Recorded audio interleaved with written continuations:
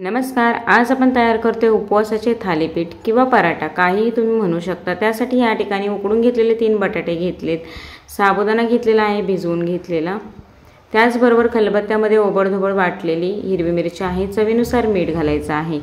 सगळे जिन्नस आपल्याला एकजीव करून घ्यायचा आहे व अशा पद्धतीचा गोळा तयार करायचा आहे। गोळा तयार करून झाल्यानंतर गॅसवरती मी तवा गरम करायला ठेवलेला आहे। पराठे तयार करण्यासाठी किंवा थालीपीठ तयार करण्यासाठी या ठिकाणी प्लास्टिकच्या दुधाच्या पिशवीचा वापर करते। दुधाच्या पिशवीला मी तेल लावून घेतलेला आहे व त्यानंतर छोटासा गोळा घ्यायचा आहे व अशा पद्धतीचा थालीपीठ आपल्याला थापून घ्यायचा आहे।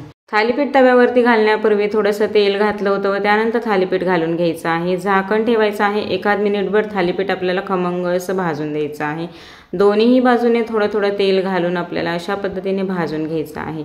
कमी तेलामध्ये खमंग असं उपवासाचं थालीपीठ बनवून तयार झालेलं आहे, खाण्यासाठी तयार आहे। व्हिडिओ आवडल्यास व्हिडिओला लाईक करा, चॅनलला सबस्क्राईब करा। धन्यवाद।